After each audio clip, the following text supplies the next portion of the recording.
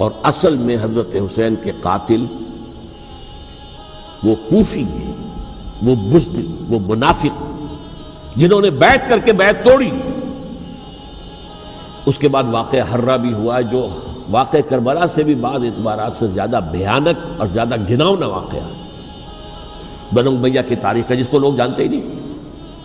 مدینہ کے کچھ لوگوں نے بغاوت کی اور انہوں نے اس کے خلاف فوج بھیجی، اور فوج کو جب مدینہ فتح کر دیا 3 دن کے لیے حلال کر دیا، جو چاہو کرو، یہاں جسے چاہو مارو، جسے چاہو لوٹو، جس کا گھر چاہو برباد کرو، جس عورت کو چاہو ریپ کرو۔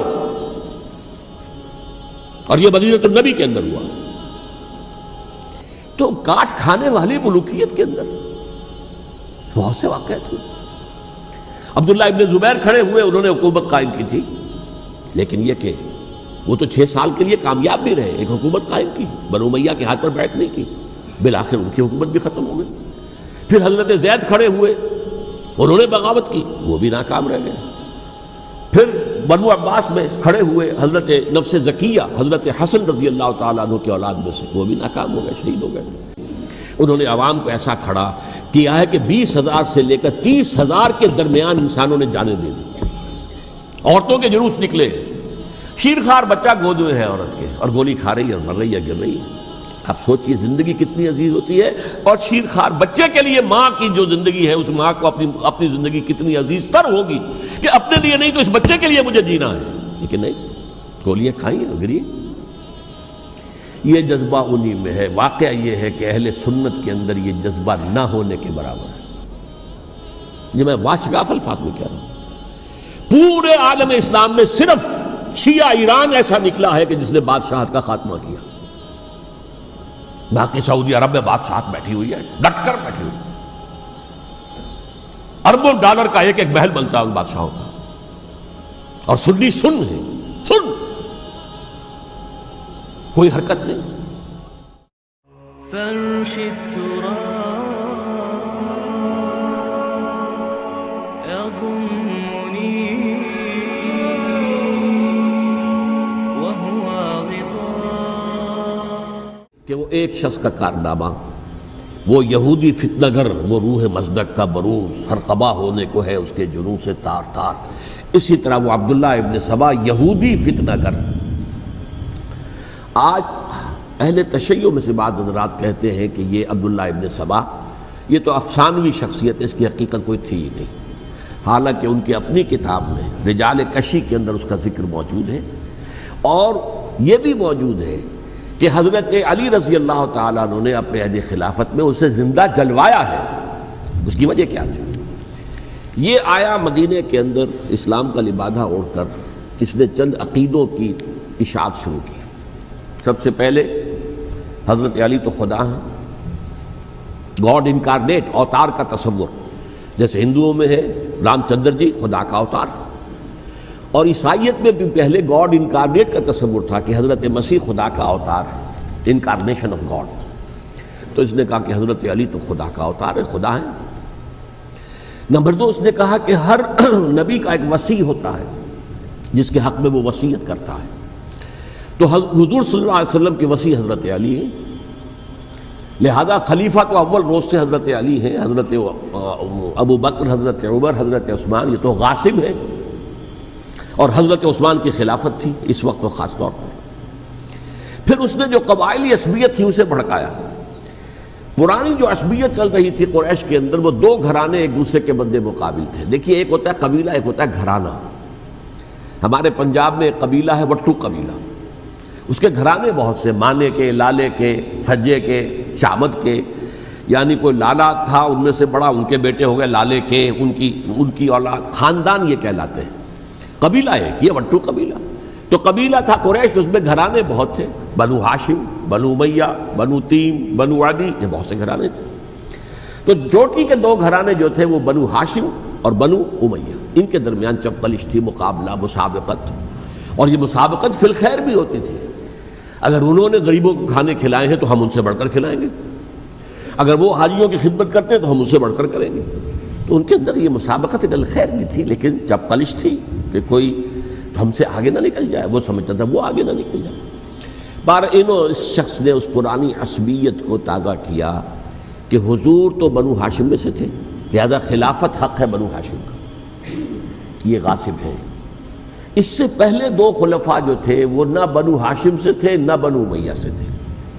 حضرت ابوبکر بنو تیم میں سے تھے، چھوٹا قبیلہ تھا۔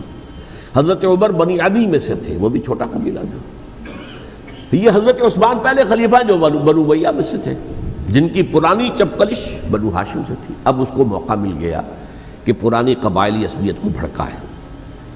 یہ ہے اصل میں اس فتنے کا پس منظر عبداللہ ابن سبا نے جو آ کر پھیلایا ہے، اور اس کی تفصیل میں اس وقت میں نہیں جا سکتا، کیسے یہ فتنہ پروان چڑھا، کیا انہوں نے اسٹریٹجی اختیار کی، کہ یہ کیا کرتے تھے، گروہ بنا کر بھیجتے تھے لوگوں کو، کوفے میں جاؤ تو وہاں پر دمشق کے گورنر کے خلاف اور مصر کے گورنر کے خلاف الزامات لگاؤ، اس نے یہ کیا، وہ غبن کر گیا، وہ یہ کر گیا، وہ خیانت کر رہا ہے، وہ رشتہ داروں کو پال رہا ہے، اور عثمان کے خلاف بھی تقریریں کرو رضی اللہ تعالیٰ عنہ۔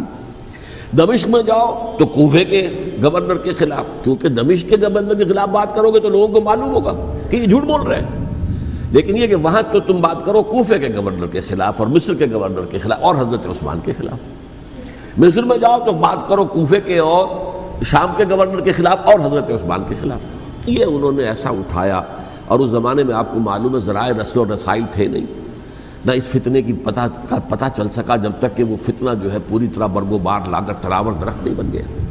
اس کے نتیجے میں حضرت عثمان رضی اللہ تعالیٰ عنہ شہید ہوئے، اور خلیفہ پھر حضرت علی رضی اللہ تعالیٰ عنہ کو انہی سوائیوں نے، جنہوں نے گھیراؤ کیا تھا، جنہوں نے حضرت عثمان کو شہید کیا ہے، یہی حضرت علی رضی اللہ تعالیٰ عنہ کے ارد گرد ہوئے۔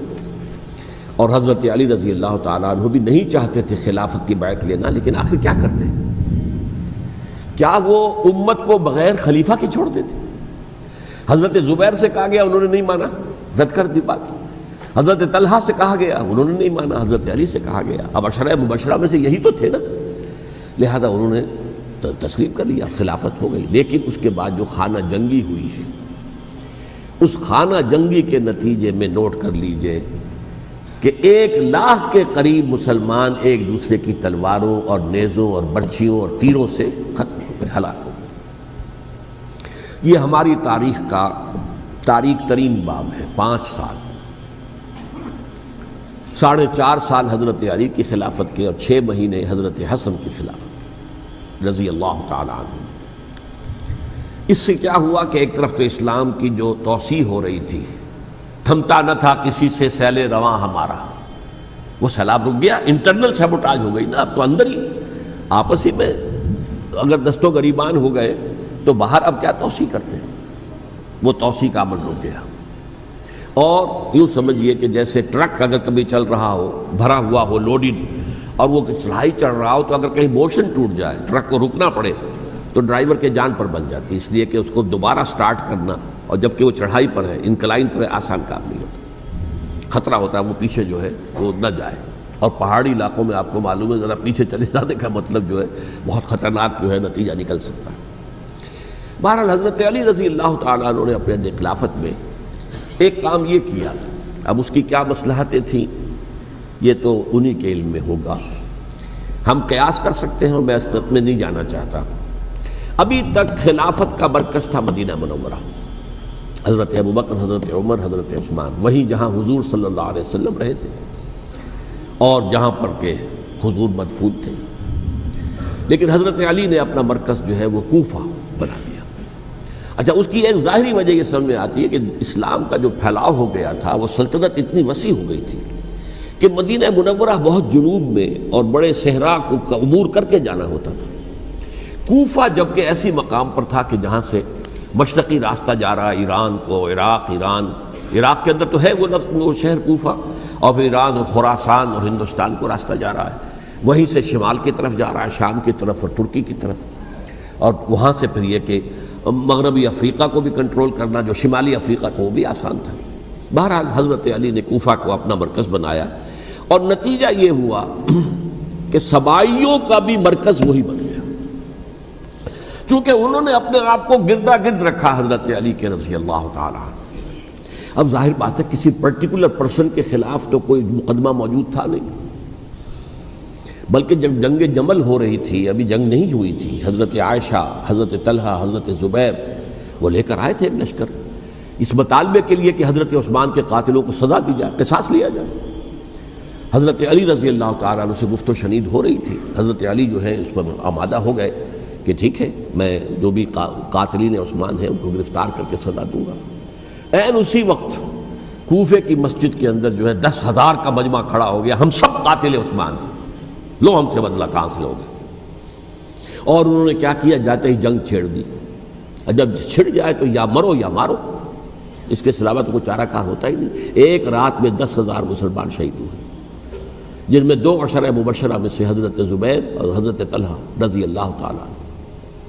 تو یہ صورت تھی، سبائیوں نے گھیراؤ کیا حضرت علی کا رضی اللہ تعالیٰ۔ حضرت معاویہ دعوے دار نہیں تھے خلافت کے، قطعاً نہیں، ان کا صرف ایک دعویٰ تھا، اور وہ یہ تھا کہ عثمان کے قاتلوں کو گرفتار کرو، یا خود سزا دو یا ہمارے حوالے کرو، ہم اس سے قصاص لیں گے۔ اس لیے کہ قبیلہ بنو امیہ کا تھا، اور حضرت امیر معاویہ بنو امیہ میں سے، تو ایک خاندانی طور پر جو ہے ہم قصاص لیں گے ان سے جنہوں نے قتل کیا ہے حضرت عثمان کو۔ لیکن یہاں ظاہر بات ہے کہ حضرت علی رضی اللہ تعالیٰ عنہ کی طرف سے مطالبہ یہ ہوتا تھا، تم پہلے میری بیعت کرو، میرے ہاتھ مضبوط کرو تاکہ میں ان کے خلاف کوئی اقدام کر سکوں۔ لیکن انہیں یہ اندازہ تھا کہ اگر میں نے بیعت کی تو ظاہر بات ہے کہ حضرت علی تک پہنچنے سے پہلے مجھے گردن اڑا دیں گے یہ لوگ، اس لیے کہ سبائی جو ہے وہ آپ کو گھیرے ہوئے۔ بہرحال ایک عجیب الجھاؤ، ایک ڈائلیما تھا جس کی وجہ سے یہ جنگ چلتی رہی، اور حضرت علی رضی اللہ تعالیٰ عنہ کو انہی کے شیعان علی ہی کے اندر سے وہ جماعت علیحدہ ہوئی تھی جس کو ہم خوارج کے نام سے جانتے ہیں، اور ایک خارجی ملجم ابن ملجم ہی نے حضرت علی کو شہید کیا رضی اللہ تعالیٰ عنہ۔ پھر حضرت حسن رضی اللہ تعالیٰ عنہ، اب دیکھیے کس قدر صحیح بات تھی جو حضرت علی رضی اللہ تعالیٰ عنہ نے فرمائی جب ان سے کہا گیا کہ کیا ہم آپ کے بیٹے حسن کے ہاتھ پر بیعت کر لیں رضی اللہ تعالیٰ عنہ۔ فرمایا نہ میں تمہیں اس کا حکم دیتا ہوں نہ میں اس سے روکتا ہوں، یہ تمہارا معاملہ ہے، امرہم شورا بینہم، تم اپنے باہمی مشورے سے جو فیصلہ کرو گے ٹھیک ہے، میں نہ حکم دیتا ہوں نہ روکتا ہوں۔ اس کا کیا مطلب ہے؟ باپ کے بعد بیٹے کی خلافت ہرگز حرام نہیں ہے، ورنہ کہتے کیسے ہو سکتا ہے میرا بیٹا؟ نہیں، یہ نہیں کہا آپ نے۔ حضرت عمر سے بھی کہا گیا تھا کہ اپنے بیٹے کو نامزد کر دیں، عبداللہ ابن عمر کو، تو انہوں نے جواب میں کیا کہا؟ اسے تو طلاق دینی بھی نہیں آتی۔ انہوں نے اپنی کسی زوجہ کو طلاق دی تھی، اور اس میں جو صحیح ترین طریقہ ہے وہ اختیار نہیں کیا تھا، انہیں طلاق دینے تک نہیں آتی تو میں اسے خلیفہ بنا دوں۔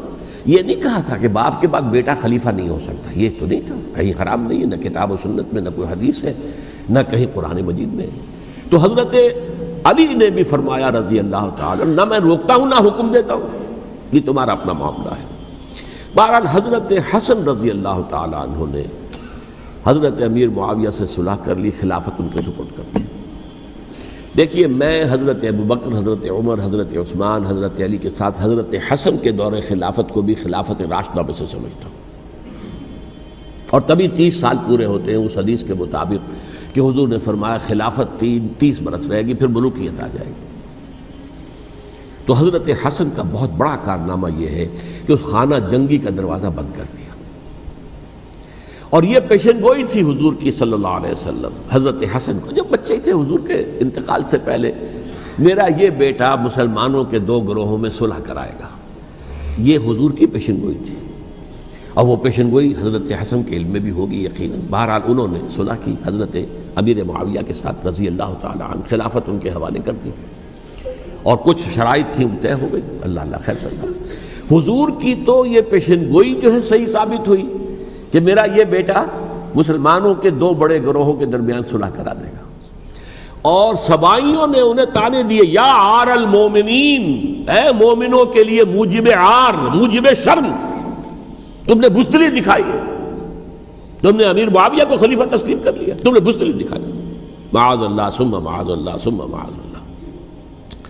اب میں کچھ باتیں حضرت امیر معاویہ کے بارے میں کہنا چاہتا ہوں، اس لیے کہ وہاں اس میں نے حضرت معاویہ کے بارے میں یہ تو بہت شدت کے ساتھ کہا تھا، اور میں اب بھی اس پر قائم ہوں اور پوری طریقے سے قائم ہوں۔ میرا مستقل موقف یہی ہے کہ حضرت معاویہ رضی اللہ تعالیٰ عنہ کے دور خلافت کو ہم خلافت راشدہ میں شامل نہیں سمجھتے، اہل سنت میں سے کوئی بھی نہیں سمجھتا. لیکن اس کے ساتھ میں نے حضرت امیر معاویہ کے کچھ مناقب بھی بیان کیے تھے تاکہ پلڑا جو ہے ترازو کا اس کے دونوں پلڑے سامنے آ جائیں. لیکن یہ کہ وہ حصہ میرے اس بیان کا نکال دیا گیا، ختم کر دیا گیا. یہ میں نہیں جانتا کہ اس میں کیا مصلحت دیکھی گئی ہے. اس میں تو کسی کے لیے کوئی معاملہ ایسا نہیں تھا کسی کے جذبات کو جو ہے وہ ٹھیس پہنچانے والا. کیونکہ میں نے کہا وہ خلیفہ راشد نہیں تھے، صاف میں نے کہا، بلکہ وہ دور ملوکیت کا آغاز ان سے ہو گیا ہے.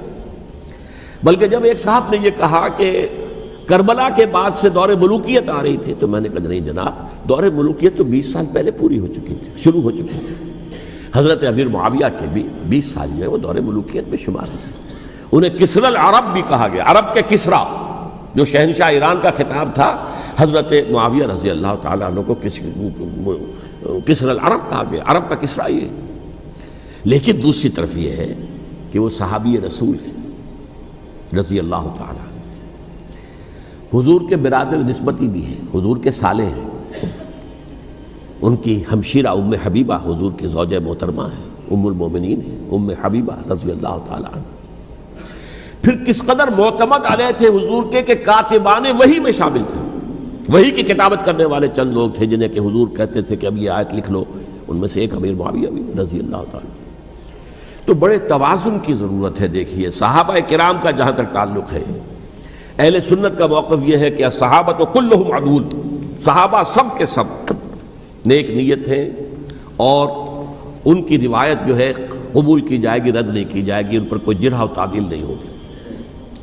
اس لیے کہ ان کا تزکیہ محمد الرسول اللہ صلی اللہ علیہ وسلم نے کیا تھا. لہٰذا یہ تو ہو سکتا ہے کہ کسی صحابی سے کوئی خطا ہو جائے، لیکن وہ خطا اجتہادی ہوگی، نیت کی خطا نہیں ہوگی، نیت کی غلطی نہیں ہوگی. اگر کسی صحابی کی نیت پر حملہ کیا جائے تو یہ اصل میں طعن ہے، حملہ ہے حضور پر کہ وہ تربیت دے نہیں سکے اپنے ساتھیوں کو. معاذ اللہ ثم معاذ اللہ ثم معاذ اللہ، وہ تزکیہ کر ہی نہیں سکے. 3 جگہ جو قرآن میں آیا ہے یتلو علیہم آیاتہ ویزکیہم، تو کیا تزکیہ کیا؟ اگر ان کے قریب ترین ساتھی جو تھے، اگر ان کے اندر بھی بدنیتی تھی اور دنیا کی طلب تھی اور دنیا کے اندر اقتدار حاصل کرنے کا جذبہ تھا تو پھر کیا تزکیہ کیا؟ معاذ اللہ ثم معاذ اللہ. لہذا صحابہ سب کے سب عدول ہیں اور ان سے اختلاف ممکن ہے، لیکن ان کی نیت پر حملہ نہیں ہو سکتا. تو حضرت امیر معاویہ کی شخصیت ایک چیز ہے، آپ کا دور خلافت دوسری چیز ہے. شخصیت کے اعتبار سے صحابی رسول ہیں، برادر نسبتی ہیں حضور کے صلی اللہ علیہ وسلم. اور پھر یہ کہ اس قدر معتمد علیہ ہے صحابہ میں سے کہ وہ کاتبان وحی، یہ عام آدمی کے کرنے کا کام نہیں تھا جو وحی کی کتابت کرے، اللہ کے کلام کی. البتہ یہ ہے کہ جیسا کہ میں نے عرض کیا ان کا دور خلافت راشدہ نہیں ہے، وہ ملوکیت کا دور ہے. یہ میں نے جیسا کہ عرض کیا، میں نے ایک صاحب نے جب یہ کہا کہ ملوکیت شروع ہو رہی تھی، میں نے کہا شروع نہیں ہو رہی تھی، ملوکیت تو 20 سال پہلے شروع ہو چکی تھی. اسی طریقے سے ایک صاحب نے کہا تھا کہ اسلام کو قائم کرنے کے لیے حضرت حسین میدان میں آئے. میں نے کہا یہ بھی غلط ہے، اسلام تو 60 سال پہلے قائم ہو چکا تھا. نبی اکرم صلی اللہ علیہ وسلم کے دست مبارک سے اسلام قائم ہو گیا. جاء الحق وزهق الباطل ان الباطل کان زهوقا. پھر 30 برس تک وہ کامل شکل کے اندر قائم رہا. تو اسلام جو ہے وہ جو ہے در حقیقت اب قائم کرنے والی بات نہیں تھی. البتہ اس کے اندر زوال شروع ہو گیا تھا. اس زوال کے عمل کو روکنے کے لیے حضرت حسین میدان میں آئے. یہ ایک چیز کو صحیح تاریخی پرسپیکٹو میں رکھنا. تو جس طرح سے دین کو قائم کرنے کے لیے دیکھیں، قائم تو کیا محمد رسول اللہ صلی اللہ علیہ وسلم والذین معہ رضی اللہ تعالیٰ عنہ، انہوں نے کیا تھا. ہاں اب جو ہے وہ اپنی اس شاندار حیثیت سے نیچے گرنے لگا تھا. وہ میں بعد میں عرض کروں گا کہ میں نے اسے کیا عرض کیا تھا کہ یہ اس زوال کو روکنے کے لیے کسی طریقے سے یہ اپنی اصل حقیقت میں قائم رہے. یہ حضرت حسین رضی اللہ تعالیٰ عنہ کی سعی تھی. اچھا، حضرت امیر معاویہ کے جو 20 سال ہیں وہ پورے امن، سکون، اطمینان، کوئی جھگڑا، کوئی فساد، کوئی اختلاف، کوئی باہمی خاندانی، کچھ 20 سال. یہ بھی تاریخ کی بڑی چشم کشا حقیقت ہے جو عام طور پر لوگوں کے علم میں نہیں ہے. سبائی بھی دبکے رہے. حضرت امیر معاویہ کی حکومت اتنی مضبوط تھی، کنٹرول، کہ ان کو کچھ سر اٹھانے کا موقع نہیں ملا.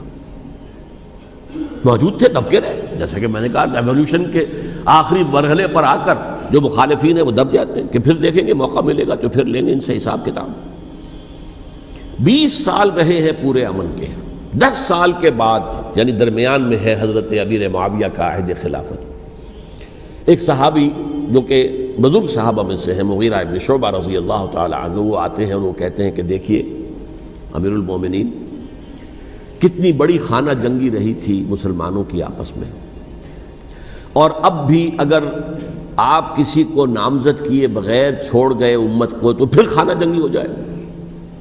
1 لاکھ اس وقت جو ہے وہ ہلاک ہوئے تھے، نہ معلوم اب کتنے ہلاک. لہٰذا آپ اپنی زندگی ہی میں نامزد کر دیجئے کسی کو خلیفہ، ولی عہد بنا دیجئے. حضرت امیر معاویہ نے ابتداءً جو ہے انکار کیا نہیں، لیکن ان کے دلائل ایسے تھے وزنی، اور میں سمجھتا ہوں کہ وہ بات صحیح تھی جو مغیرہ ابن شعبہ نے کہی، اس لیے کہ اب صحابہ کرام میں سے جو کبار صحابہ تھے وہ تو سب دنیا سے رخصت ہو چکے تھے. اب تو یا صغار صحابہ رہ گئے تھے جو حضور کے زمانے میں بچے تھے، حضرت حسن، حضرت حسین، عبداللہ ابن زبیر، یہ بچے ہی تھے نا، یا تو وہ تھے، اور یا بالکل نو مسلم تھے. اور نو مسلموں میں بڑی تعداد وہ تھی جو ایرانیوں کی تھی، شامیوں کی تھی، ادھر کی تھی. تو ان کو تو ظاہر بات ہے کہ تربیت نبوی سے کیا خلافت راشدہ سے بھی اکثر و بیشتر کو کوئی حصہ ملا ہی نہیں. تو اس صورت میں اب وہ اعلیٰ ترین معیار پر حکومت کے نظام کو قائم کرنا ممکن نہیں ہے. کوئی قبائلی عصبیت جب تک حکومت کی پشت پر نہیں ہوگی حکومت مستحکم نہیں ہوگی. یہ گویا کہ ایک جس کو کہتے ہیں کہ حقیقت بینی، واقعیت پسندی، ایک آئیڈیلزم ہے اور ایک ریئلزم ہے کہ آپ فیکٹس آن دی گراؤنڈ کو غور کریں، سوچیں اس کے اوپر اور پھر کوئی فیصلہ کریں. اس اعتبار سے پھر حضرت امیر معاویہ نے بات مان لی اور بیعت لے لی لوگوں سے حضرت یزید کے لیے کہ یہ خلیفہ ہوں گے میرے بعد. اس کو ولی عہدی کہتے ہیں. اچھا، اس وقت 5 افراد ایسے تھے کہ جنہوں نے اس سے اختلاف کیا. یہ بات بہت اہم ہے. میرا کتابچہ ہے سانحہ کربلا، اس کے کچھ نسخے آج یہاں ہوں گے، آپ لوگ پڑھیے اسے غور سے اور پھیلائیے تاکہ حقیقت سامنے آئے. 5 افراد کون تھے جو ہونے چاہیے؟ ابو بکر فوت ہو گئے، ان کے بیٹے عبد الرحمن ابن ابی بکر. عمر فوت ہو گئے، ان کے بیٹے عبداللہ ابن عمر. عباس فوت ہو گئے، ان کے بیٹے عبداللہ ابن عباس. زبیر فوت ہو گئے، ان کے بیٹے عبداللہ ابن زبیر. اور حضرت حسن جو ہے ان کا انتقال ہو چکا تھا، حضرت علی کے بیٹے حضرت حسین رضی اللہ تعالی عنہ مجمعین. حضرت حسن کے بارے میں ایک فریق کا کہنا یہ ہے کہ انہیں زہر دے کر ہلاک کیا گیا. اہل تشیع کا قول یہ ہے، جبکہ اہل سنت کہتے ہیں کہ نہیں، وہ اپنی جو بھی طبی موت تھی اس سے ان کی وفات. لیکن میں اس میں نہیں جانا چاہتا، اس لیے کہ یہ مائکرو ہسٹری جو ہے نا، وہ تو ایک واقعے کے لیے ادھر کی روایات کیا، ادھر کی کیا ہیں، ان کے پاس کیا دلائل، یہ تو کسی ریسرچ اسکالر کا موضوع ہے، میرا موضوع نہیں ہے. لیکن بہرحال یہ 5 حضرات تھے جنہوں نے ولی عہدی کی بیعت نہیں کی. لیکن حضرت معاویہ اتنے حلیم الطبع انسان تھے، انہوں نے جبر نہیں کیا، کوئی تشدد نہیں کیا. ٹھیک ہے، ولی عہدی کی بیعت نہیں کر رہے، کوئی بات نہیں، میری بیعت تو کی ہوئی ہے نا، ابھی تو میں زندہ ہوں، بات ختم ہو گئی. میری بیعت کو تو نہیں توڑا انہوں نے، فسخ بیعت نہیں کی. اس اعتبار سے انہوں نے نہ کوئی تشدد کیا، نہ جبر کیا، نہ کوئی مواخذہ کیا.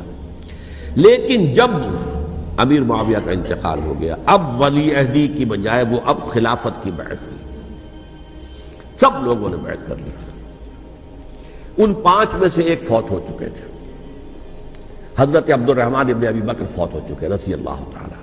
4 تھے، ان 4 میں ایک اختلاف ہوا. 2 کی رائے یہ تھی، عبداللہ ابن عمر، عبداللہ ابن عباس، کہ اگرچہ یہ کام غلط ہوا ہے، اسلام کی روح کے منافی ہوا ہے، یہ بادشاہت کی بنیاد پڑ رہی ہے، لیکن یہ بات ایسی نہیں ہے کہ اس کی بنا پر ہم خانہ جنگی شروع کروا دیں، امت کے اندر خون خرابہ کروائیں، فساد کروائیں. لہذا انہوں نے بیعت کر لی. اب کوئی اگر یہ کہے معاذ اللہ کہ وہ بک گئے تھے یزید کے ہاتھ میں، معاذ اللہ ثم معاذ اللہ، وہی بات آپ اختلاف کر سکتے ہیں کہ انہیں نہیں کرنی چاہیے تھی، یہ کوئی رائے رکھے، مجھے اختلاف نہیں. لیکن ان کی نیت پر حملہ کریں گے تو حملہ محمد رسول اللہ پر ہوگا صلی اللہ علیہ وسلم. عبداللہ ابن عمر کون ہے؟ کتنی حدیثیں ان سے جو ہے وہ منقول ہیں. عبداللہ ابن عباس کون ہے؟ جنہیں حضور نے جو ہے جن کے لیے دعا کی تھی، اے اللہ فقہہ فی الدین وعلمہ التاویل، اے اللہ اس نوجوان کو دین کا فہم عطا کر اور قرآن کی تعویل اور تفسیر کا علم عطا کر. حبر الامہ کہلاتے ہیں. وہ کہیں پیسوں اور ٹکوں کے عوض بک جانے والے نہیں تھے. انہوں نے امت کی مصلحت دیکھی. نیت جو ہے اس پر حملہ نہ کیجیے، البتہ اختلاف کا حق آپ کو حاصل ہے. دو حضرات جو ہے ڈٹے رہے کہ نہیں، ہمیں کم وٹ میں ریزسٹ کرنا ہے. عبداللہ ابن زبیر عمر کے اعتبار سے وہ بڑے ہیں. مسلمانوں میں سب سے پہلے ولادت مدینے میں جا کر جو ہوئی ہے وہ عبداللہ ابن زبیر کی ہوئی ہے. ہجرت کر کے جب مہاجرین وہاں پہنچے، کچھ عرصے تک کسی کے ہاں کوئی اولاد نہیں ہوئی، تو لوگوں نے تانے دینے شروع کر دیے کہ معلوم ہوتا ہے کہ یہاں آ کر یہ مکے کے رہنے والے جو ہیں کمزور ہو گئے ہیں، ان کے ہاں اولاد ہی نہیں ہو رہی. پھر عبداللہ ابن زبیر کی ولادت ہوئی ہے. یہ حضرت ابو بکر کے نواسے ہیں. حضور کی زوجہ محترمہ حضرت عائشہ کی بہن حضرت دیکھیے ابھی نام نکل گیا ہے جی، حضرت اسماء رضی اللہ تعالی عنہا عنہما، یہ ان کے صاحبزادے ہیں، حضرت زبیر کے بیٹے. ان کا فیصلہ ہوا کہ ہمیں ریزسٹ کرنا ہے کم وقت میں، ایٹ اینی کاسٹ. حضرت حسین ابن علی رضی اللہ تعالی عنہما کا بھی فیصلہ ہوا کہ ہمیں ریزسٹ کرنا ہے کم وقت میں. البتہ ان میں بھی ایک اختلاف ہو گیا، یعنی یہ دو تو جڑے رہے، ان دو میں اختلاف ہو گیا. عبداللہ ابن زبیر کا کہنا یہ تھا کہ ہمیں حجاز میں رہنا چاہیے، یہ سرزمین ہے جس میں نبوت کی برکات سب سے زیادہ ہیں. یہاں ہم مضبوط قلعے کے اندر ہیں، ہمیں یہاں سے جو ہے ریزسٹ کرنا چاہیے اور ختم کرنا چاہیے اس نظام کے اندر جو خرابی آ گئی ہے اس کو. حضرت حسین رضی اللہ تعالیٰ عنہ کے پاس خطوط کا تانتا بنا ہوا تھا. کوفے سے لوگ خط لکھ رہے تھے، آئیے آئیے آئیے، ہم آپ کے ہاتھ پر بیعت کریں گے، ہم آپ کے ہاتھ پر بیعت کریں گے، ہم آپ کے ہاتھ پر بیعت کریں گے. یہی وہ کوفہ جو حضرت علی کا دارالخلافہ رہا تھا اور جو پھر سبائیت کا گڑھ بن گیا تھا. چنانچہ حضرت حسین نے حضرت مسلم بن عقیل کو بھیجا وہاں پر کہ میرے نمائندے کی حیثیت سے جا کر وہاں پر بیعت لو. 10-12 ہزار افراد نے بیعت کر لی. لیکن اس کے بعد یزید کی طرف سے گورنر بنا کے بھیجا گیا ابن زیاد کو. ابن زیاد نے آ کر جو تشدد کیا اور سختی کی تو سب کے سب بیعت توڑ کر اور سب منحرف ہو گئے. مخلصین تو وہ تھے نہیں. الکوفی لایوفی، کوفی جو ہے وہ تو کوئی وعدہ وفا کرنے والا ہوتا ہی نہیں. بیعت توڑ دی. فمن نقص فانما ينقص على نفسه. بیعت کے بعد بیعت توڑ دینا بہت بڑا گناہ ہے. توڑ دی. ادھر اطلاع مل گئی حضرت حسین کو، چل چکے تھے، وہ راستے میں تھے کہ وہاں تو مسلم بن عقیل شہید ہو گئے اور سب لوگوں نے بیعت توڑ دی. اب واپس جانا چاہتے تھے لیکن مسلم بن عقیل کے بیٹے جو ہے اڑ گئے. یہ عرب کی اپنی ایک جو ہے پرانی ان کی حمیت اور ان کا قبائلی نظام کہ اب ہم اپنے والد کے خون کا قصاص لیے بغیر نہیں جائیں گے. حضرت حسین رضی اللہ تعالیٰ عنہ کی مروت اور شرافت کہ یہ میرا ساتھ دینے کے لیے آئے تھے، اب میں ان کا ساتھ نہ دوں تو یہ تو شرافت اور مروت کے خلاف ہے. کہا اچھا چلو چلتے. وہاں جا کر بھی عین اپنے میدان کے اندر بھی حضرت حسین رضی اللہ تعالیٰ عنہ نے 3 چیزیں پیش کی ان کوفیوں کے لشکر کے خلاف. سب سے بڑا لشکر کے اندر سب سے بڑے تو کوفی تھے جنہوں نے بیعتیں کی ہوئی تھی حضرت حسین کے ساتھ. دیکھو مجھے جانے دو واپس حجاز کی طرف، یا مجھے سرحدوں پر بھیج دو تاکہ میں کافروں کے ساتھ جنگ کرتے ہوئے اپنی جان دے دوں، یا مجھے یزید کے پاس جانے دو، میں اپنا معاملہ اس سے طے کر لوں. لیکن کوفیوں کو یہ گوارا نہیں تھا. اگر یہ یزید کے پاس پہنچ گئے تو ہمارا کچا چٹھا بیان کر دیں گے کہ مجھے تو ان لوگوں نے ورغلا کر بلایا تھا.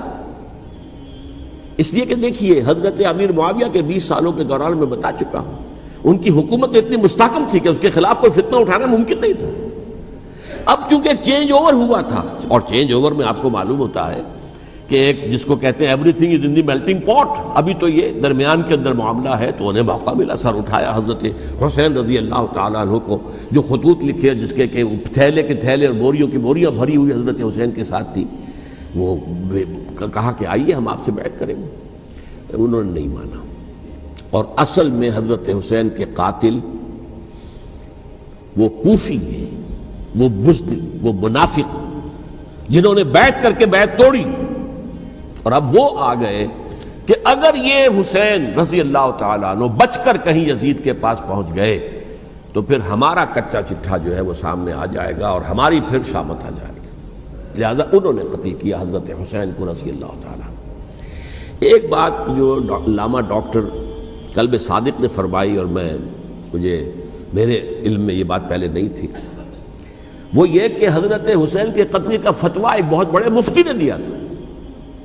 یہ بات بھی ذرا سمجھ لیجیے، حضرت حسین رضی اللہ تعالیٰ عنہ کے قتل کا فتویٰ ایک بہت بڑے مفتی نے دیا تھا۔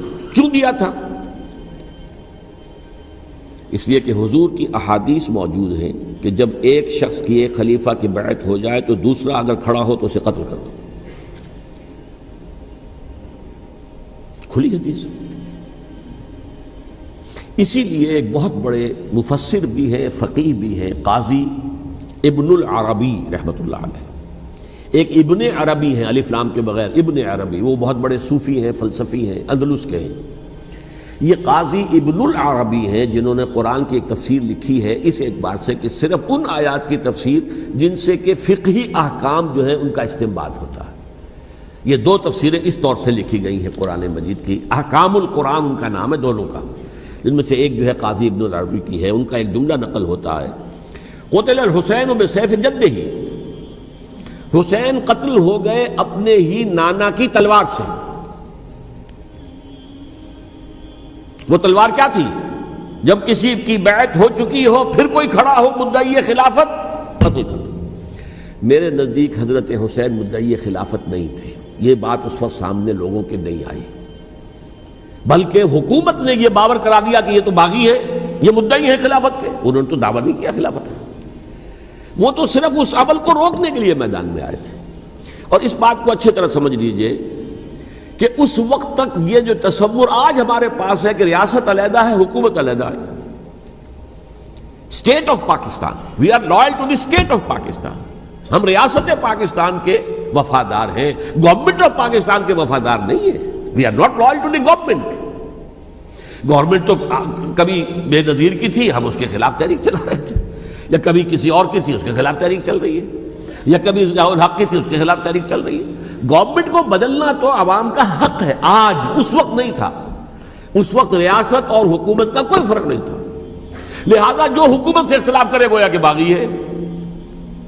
یہ ہے اصل میں وہ پیچیدہ مسئلہ کہ کیوں کسی مفتی نے فتویٰ دے دیا، اس لیے کہ اس وقت تک ریاست اور حکومت کا فرق واضح نہیں تھا دنیا پر۔ یہ تو ابھی کوئی 100-150 سال کی بات ہے کہ آج ہمارا جو پولیٹیکل سائنس کا ایولیوشن ہوا ہے وہ اس اسٹیج تک پہنچ گیا ہے کہ اسٹیٹ علیحدہ ہے، حکومت علیحدہ ہے۔ حکومت تو اسٹیٹ کے 3 آرگنز میں سے ایک آرگن ہے، ایڈمنسٹریشن حکومت کی ہے، جوڈیشری ہے اور لیجسلیچر ہے، 3 آرگنز ہیں بڑے بڑے، ان میں سے ایک ہے۔ تو حکومت کو بدلنا تو عوام کا حق ہے، چاہے وہ ووٹ کے ذریعے بدلیں، چاہے ایجیٹیشن، اگر پرامن ایجیٹیشن ہے اس سے حکومت کو بدلنے کا حق حاصل ہے دستوری طور پر ہر اعتبار سے۔ اس وقت یہ نہیں تھا، لہذا صورتحال یہ بن گئی کہ حکومت وقت نے باور کرا دیا مسلمانوں کو، ورنہ سوچئے نواسۂ رسول کو قتل کرنا کوئی آسان کام تھا؟ آخر سب کلمہ گو تھے کہ نہیں تھے؟ کلمہ گو تو تھے نا، اور حضور سے عقیدت اور محبت میں کمی، لیکن یہ کہ فتویٰ اگر ایک بہت بڑے مفتی کا، جو کہ حضرت علامہ ڈاکٹر قلب صادق صاحب نے فرمایا، مجھے اس مفتی کا نام بھی معلوم نہیں، کہ ایک مفتی ہی کا فتویٰ تھا وہ، جس کے بنا پر اب ان لوگوں نے حضرت حسین کو قتل کیا، اور یہی وجہ ہے کہ انہوں نے پھر خیموں کو بھی آگ لگا دی۔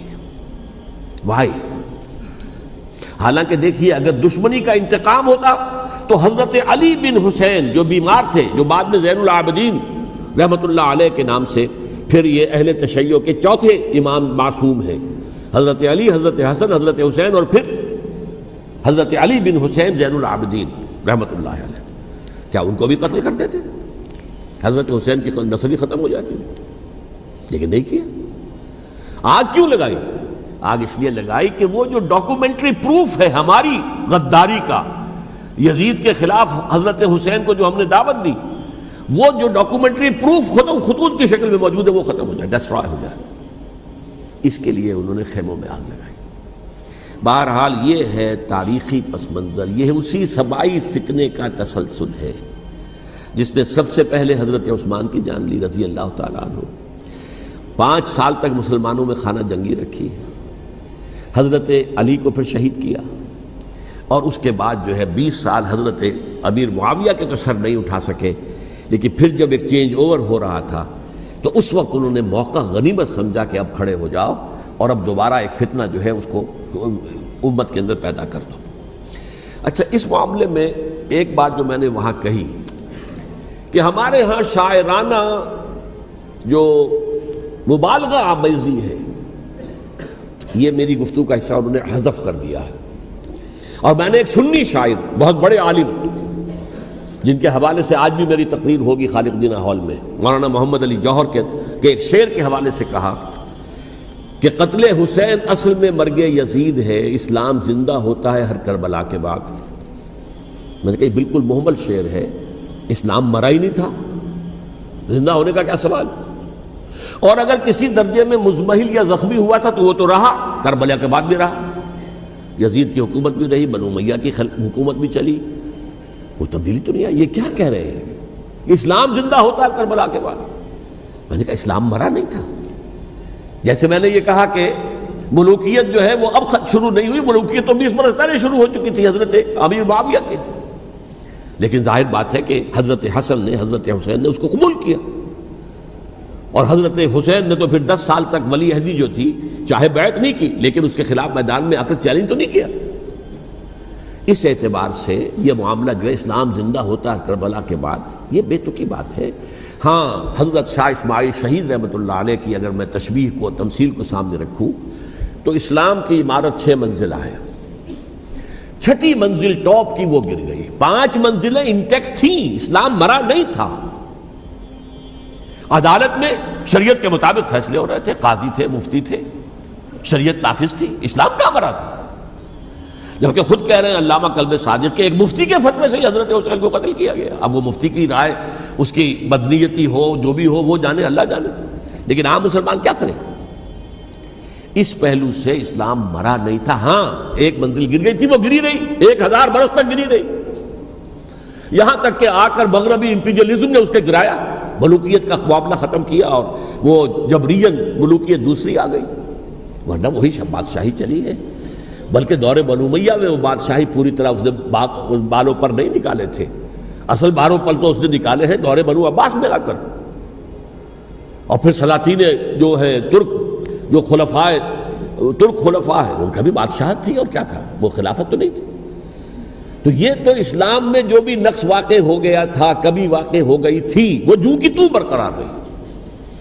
اس کو بھی تسلیم کیا. میں اللہ کا شکر ادا کر کے کہتا ہوں کہ دونوں حضرات، دونوں شیعہ دانشور اور بڑی اعلیٰ سطح کے جو شیعہ عالم تھے، انہوں نے اس بات کو تسلیم کیا اور میری اس بات کو چیلنج نہیں کیا.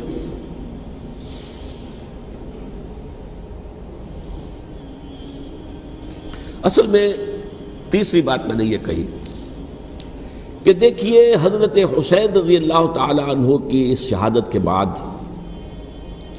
اس کے بعد واقعہ حرہ بھی ہوا، جو واقعہ کربلا سے بھی بعض اعتبارات سے زیادہ بھیانک اور زیادہ گھناؤنا واقعہ بنو امیہ کی تاریخ ہے، جس کو لوگ جانتے ہی نہیں.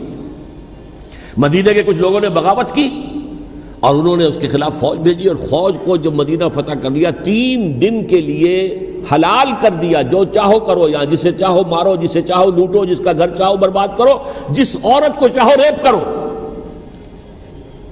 اور یہ مدینہ النبی کے اندر ہوا ہے. تو کاٹ کھانے والی ملوکیت کے اندر بہت سے واقعات ہوئے. عبداللہ ابن زبیر کھڑے ہوئے، انہوں نے حکومت قائم کی تھی، لیکن یہ کہ وہ تو 6 سال کے لیے کامیاب بھی رہے، ایک حکومت قائم کی، بنو امیہ کے ہاتھ پر بیعت نہیں کی، بالآخر ان کی حکومت بھی ختم ہو گئی. پھر حضرت زید کھڑے ہوئے، انہوں نے بغاوت کی، وہ بھی ناکام رہ گئے. پھر بنو عباس میں کھڑے ہوئے حضرت نفس زکیہ، حضرت حسن رضی اللہ تعالیٰ عنہ کے اولاد میں سے، وہ بھی ناکام ہو گئے، شہید ہو گئے. پھر یہ سمجھ لیا گیا کہ اب یہ جہاں تک 6ٹھی منزل ہے وہ تو دوبارہ تعمیر نہیں ہو سکتی. یہ تو جس کی لاٹھی اس کی بھینس، جس کے پاس طاقت ہوگی اس کی حکومت ہوگی، جس کا قبیلہ زیادہ قوی ہوگا، جس قبیلے میں زیادہ عصبیت ہوگی، مضبوط ہوگا، متحد ہوگا، طاقتور ہوگا، اسی کی حکومت ہوگی. البتہ اس کے نیچے لوگوں کے اخلاق کی اصلاح کرو، صوفیاء کرام نے وہ کام اپنے ذمے لیا، اور بالکل وہی کام ہے کہ جو ائمہ اہل بیت کرتے رہے۔ حضرت حسن کی اولاد میں پھر حضرت علی بن حسین رضی اللہ تعالی، حضرت حسین کی اولاد میں پھر امام محمد باقر، امام محمد جعفر صادق، اور اس کے بعد بھی 5 اور، کسی نے بغاوت نہیں کی۔ جیسے علماء کرام کام کر رہے تھے اور جیسے صوفیاء کرام کام کر رہے تھے، ایسے ہی وہ مسلمانوں کی علمی تربیت، روحانی تربیت و تزکیہ کر رہے تھے۔ کسی نے حکومت کو چیلنج نہیں کیا۔ نوٹ کر لیجیے اس بات کو۔ حضرت علی نے بھی چیلنج نہیں کیا تھا، حضرت حسن نے چیلنج نہیں کیا، خود صلح کر لی۔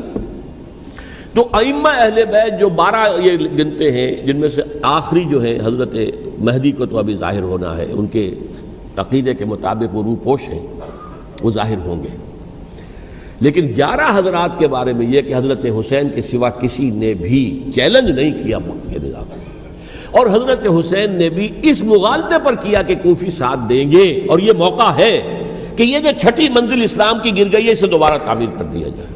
انہوں نے خلافت کا دعویٰ نہیں کیا تھا، یہ انہیں عوام کو مغالطے میں مبتلا کیا گیا کہ یہ خلافت کا مدعی ہو کر سامنے آیا۔ جیسا کہ میں نے آپ سے کہا تھا، امیر معاویہ نے حضرت علی کے عہد خلافت میں کبھی خلافت کا دعویٰ نہیں کیا، مدعی خلافت نہیں تھے وہ تو یہ کہتے تھے کہ قاتلان حسین جو ہے، قاتلان عثمان کو سزا دو، قصاص دو، بس۔ اسی طرح حضرت حسین نے بھی، اب دیکھیے اس ضمن میں اس میں کوئی شک نہیں ہے، حضرت حسین رضی اللہ تعالی عنہ کی جو شہادت ہوئی ہے، ان کے ساتھیوں کی، اعزاء و اقارب کی،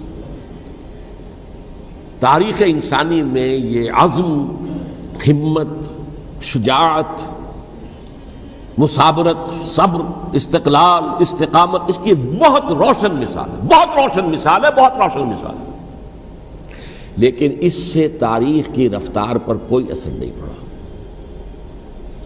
وہ جو ملوکیت آ گئی تھی وہ اور گہری سے گہری ہوتی چلی گئی۔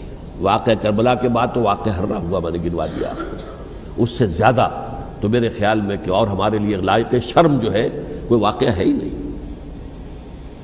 اس پہلو سے۔ لیکن حضرت حسین کا ایک، اب ان کو یہ کہ میں، مطلب یہ کہ اگر میں ان کے ہاتھ پر بیعت کر لیتا ہوں، جو کہ اس وقت سامنے موجود تھے، کہ یزید کی بیعت تمہارے ہاتھ پر کرتا ہوں، تو گویا کہ اپنے آپ کو سرنڈر کر دیتے۔ وہی خطرہ جو امیر معاویہ کو تھا کہ مجھے وہ تو پہنچنے بھی نہیں دیں گے علی تک رضی اللہ تعالیٰ عنہ، اور مجھے پہلے ہی شہید کر دیں گے، یہی خطرہ حسین کو تھا رضی اللہ تعالیٰ عنہ کہ مجھے یزید تک پہنچنے نہیں دیں گے، پہلے ہی قتل کر دیں گے۔ اور ویسے بھی یہ ایک شرافت، مروت اور حمیت اور غیرت اور عزت نفس کا تقاضا بھی تھا کہ بھائی معاملہ ہے یزید کا، میرا مجھے وہاں جانے دو، اللہ اللہ خرسنا، یو کین اسکورٹ می، میرے دائیں بائیں چلو تاکہ میں کہیں اور بھاگ نہ جاؤں تمہارے خیال میں، مجھے وہاں پہنچا دو، میں وہاں پہ جا کے اسے معاملہ کر لوں۔ لیکن انہوں نے قتل کیا، اصل قاتلان کوفی، وہی سبائی۔ البتہ یہ ہے کہ اس واقعے کی جو یادگار ہے اس میں کوئی شک نہیں ہے کہ اس نے مسلمانوں میں سے ایک گروہ کے دل میں قربانی اور شہادت کا جذبہ بہت پیدا کیا، اس میں کوئی شک نہیں۔ اور جس طریقے سے کہ عاشورہ محرم میں یاد منائی جاتی ہے، جس طریقے سے اس نے اہل تشیع کے اندر قربانی کا جذبہ بے انتہا پیدا کر دیا، اگرچہ وہ جذبہ بروئے کار نہیں آتا، اس لیے کہ ان کے ہاں یہ عقیدہ ہے، یہ طے ہے کہ جب تک حضرت مہدی ظاہر نہیں ہوں گے ہم کسی کے خلاف بغاوت نہیں کریں گے۔ یہ پوری تاریخ میں ان کا معاملہ رہا، تمام جو ہے ائمہ اہل بیت کا معاملہ رہا، جب تک مہدی نہیں آتے keep sitting and keep waiting, wait and see, that's all. یہ تو خمینی صاحب نے کیا ہے، آیت اللہ خمینی صاحب نے، کہ انہوں نے یہ ایران کے شیعوں کو باور کرایا کہ بھائی جب آئیں گے حضرت مہدی آ جائیں گے، لیکن ہم اب ہاتھ پر ہاتھ رکھ کر بیٹھے رہیں، باطل کو چیلنج بھی نہ کریں، ہمیں کچھ تو کرنا چاہیے، وہ ہاتھ پاؤں ہلانے چاہیے، اور کچھ نہیں تو مہدی کا راستہ جو ہے صاف کرنا چاہیے، تمہید کرنی چاہیے، ان کے راستہ ہموار کیا جائے۔ تو یہ ان کی بڑی عظمت ہے آیت اللہ خمینی صاحب کی کہ اہل تشیع ایران کے جو ہے ان سے انہوں نے یہ بات منوا لی کہ ہم بالکل انرٹ نہیں بیٹھے رہیں گے، بلکہ اب انہیں نائب امام قرار دے کر اور ولایت فقیہ کے فلسفے کے حوالے سے یہ دو چیزیں ان کی جو ہیں بنیادی فلسفے کی ہیں، وہ اس وقت میرا موضوع نہیں ہے۔ انہوں نے عوام کو ایسا کھڑا کیا ہے کہ 20,000 سے لے کر 30,000 کے درمیان انسانوں نے جانیں دے دی، عورتوں کے جلوس نکلے، شیرخوار بچہ گود میں ہے عورت کے، اور گولی کھا رہی ہے اور مر رہی ہے، گر رہی ہے۔ آپ سوچئے زندگی کتنی عزیز ہوتی ہے، اور شیرخوار بچے کے لیے ماں کی جو زندگی ہے اس ماں کو اپنی زندگی کتنی عزیز تر ہوگی کہ اپنے لیے نہیں تو اس بچے کے لیے مجھے جینا ہے، لیکن نہیں، گولیاں کھائیں اور گری۔ یہ جذبہ انہی میں ہے۔ واقعہ یہ ہے کہ اہل سنت کے اندر یہ جذبہ نہ ہونے کے برابر ہے۔ یہ میں واشگاف الفاظ میں کہہ رہا ہوں۔ پورے عالم اسلام میں صرف شیعہ ایران ایسا نکلا ہے کہ جس نے بادشاہت کا خاتمہ کیا، باقی سعودی عرب میں بادشاہت بیٹھی ہوئی ہے، ڈٹ کر بیٹھی ہوئی، اربوں ڈالر کا ایک ایک محل بنتا ہے ان بادشاہوں کا، اور سنی سن ہے، سن، کوئی حرکت نہیں۔ وہ تو اب جو حرکت ہو رہی ہے وہ اینٹی امریکن حرکت ہے جو ہو رہی ہے، وہ در حقیقت وہ مسئلہ بالکل دوسرا ہے جو اس وقت ہو رہا ہے، لیکن یہ کہ عالم اسلام میں کوئی تحریک ایسے نہیں اٹھی۔ یہ اہل تشیع میں ہے جو بالکل استثنائی بات ہے کہ انہوں نے جو ہے ایک ایسا بادشاہ جس کو کہا جاتا تھا کہ اس کا جو اسلحہ خانہ ہے وہ ایشیا میں سب سے بڑا اسلحہ خانہ ہے، جو 2500 سالہ پرانی جو ایک عظمت تھی ایران کی اس کو دوبارہ تازہ اور زندہ کرنا چاہتا تھا۔ 2500 سالہ برسی اس نے منائی تھی، اس کے لیے ایک شہر آباد کیا تھا کہ خسرو یا سائرس یا ذوالقرنین قرآن مجید کی اصطلاح میں اس کی یادگار بنائی تھی، اور وہ سوچ رہا تھا کہ وہی عظمت دوبارہ ایران کی ہوگی جو کہ خسرو کے زمانے میں تھی، جس کا قرآن مجید میں سورہ کہف کے اندر ذکر ہے، مشرقی فتوحات، مغربی فتوحات، شمالی فتوحات۔ تو وہ بادشاہ ہے اس کو بھاگنا پڑا ہوا قربانی کی وجہ سے۔ تو یہ جو ہے واقعہ کربلا نے، اس میں کوئی شک نہیں ہے کہ ایک ایسی مشعل روشن کی ہے جس کو کہ ہر شخص کو دیکھنا چاہیے۔ یہ بھی انسان، جیسے کہ اقبال نے ایک شعر کہا تھا غالب کے لیے، فکر انسان پر تیری ہستی سے یہ روشن ہوا ہے، پرے برغ تخیل کی رسائی تاک ہو جا۔ تو فکر انسان پر حضرت حسین کی قربانی سے یہ واضح ہوا ہے کہ انسان کس حد تک جا سکتا ہے قربانی دینے کے لیے اپنے کسی مقصد کے لیے۔ مقصد ان کا جو تھا، میں نے اسی لیے آیت پڑھی تھی، معاذ اللہ ثم معاذ اللہ۔ میں ایک آخری بات جو کہہ رہا ہوں وہ نوٹ کر لیجئے، ایک خاص انتہائی نقطۂ نظر کے عام کیے جانے کی وجہ سے سنیوں میں بھی ایک انتہائی رد عمل پیدا ہوا ہے، ایکسٹریم رائٹسٹ سنیز۔ اگر ایک طرف سے حملہ کیا گیا ہے حضرت عثمان کی نیت پر، ان کو خیانت کا الزام لگایا گیا، ان پر اقربا پروری کا الزام لگایا گیا، حضرت ابو موسیٰ شریف پر خیانت اور غداری کا الزام لگایا گیا، یہ ساری چیزیں اگر صحابہ کرام کے اوپر ہوئی ہیں، امیر معاویہ پر، امیر اور عمرو بن العاص پر، تو جواب میں کچھ لوگ کھڑے ہو گئے، حضرت علی وہ اقتدار کے طالب تھے، معاذ اللہ ثم معاذ اللہ ثم معاذ اللہ۔ یہ اہل سنت کا موقف نہیں ہے۔ حضرت حسین اقتدار کے طالب تھے، ہرگز نہیں، ہرگز نہیں، ہرگز نہیں۔ وہی اصول جو میں نے بتایا تھا سب کے لیے لاگو رہے گا، وہ امیر معاویہ کے لیے ہے تو حضرت علی کے لیے بھی ہے، حضرت حسین کے لیے بھی ہے۔ یہ نیک نیت ہے، آپ ان کی کسی رائے سے اختلاف کر سکتے ہیں لیکن ان کی نیت پر حملہ نہیں کریں گے۔ نیت پر حملہ کریں گے آپ کا ایمان بالرسالت جو ہے وہ مجروح ہو جاتا ہے۔ یہ رسول کے ساتھ بھی ہے، رسول نے ان کا تزکیہ کیا، یتلو علیہم آیاتہ ویزکیہم، اس کا سارا عمل محمد کا کیا ہوا ہے صلی اللہ علیہ وسلم۔ تو صحابی کے معاملے میں یہ ہمارے ہاں ان کو اہل سنت جو ہیں جو معتدل مزاج کے، اور اکثریت ان کی، یہ تو چند لوگ ہیں، ذرا قلم چلا لیتے ہیں تو ان کی بہت سی کچھ چھوٹی چھوٹی کتابیں بھی شائع ہو گئی ہیں بہت، لیکن انہیں اہل سنت نے قرار دیا ناسبی یا خارجی۔ جیسے خوارج نے کہا تھا حضرت علی بھی کافر ہیں اور حضرت امیر معاویہ بھی کافر ہیں، حضرت عمرو بن العاص بھی کافر ہیں، معاذ اللہ ثم معاذ اللہ۔ ایسے ہی کچھ لوگ حضرت حسین پر بھی الزام لگاتے ہیں کہ اقتدار کی ہوس اور طلب کے اندر انہوں نے یہ سارا سفر کیا تھا، اور بس یہ ہے کہ وہ جو بازی تھی وہ ہار گئے۔ اللہ اللہ خیر صلی اللہ، اس سے آگے کیا ہے معاملہ؟ نہیں، معاذ اللہ ثم معاذ اللہ۔ اسی لیے میں نے آیت آج جو پڑھی تھی ایک اور جو بہت بظاہر آپ کو معلوم ہوئی ہوگی، غیر متعلق ہے میرے آج کے عنوان سے، تلک الدار الآخرۃ نجعلھا للذین لا یریدون علوا فی الارض ولا فسادا۔ یہ سورہ قصص کے آخری آیات میں سے۔ دیکھو یہ آخرت کا گھر جو ہے وہ ہم خاص کر دیں گے ان لوگوں کے لیے جو اس زمین میں اپنے اقتدار کے طالب نہیں ہوتے. زمین میں اقتدار کے طالب ہوگے فساد ہو جائے گا. تم بھی طالب میں بھی طالب، جھگڑا ہوگا، لڑائی ہوگی، دنگا ہوگا، فساد ہوگا. تلک الدار الآخرۃ نجعلها للذین لا یریدون علوا فی الارض ولا فسادا. جو لوگ زمین میں اپنے اقتدار کے طالب اور اس کے نتیجے میں فساد پیدا کرنے والے نہیں ہیں، ان کے لیے ہم نے آخرت کا گھر خاص کیا ہے. والعاقبۃ للمتقین، اور عاقبت جو ہے، انجام کار، آخرت جو ہے وہ تو متقیوں کے لیے ہے.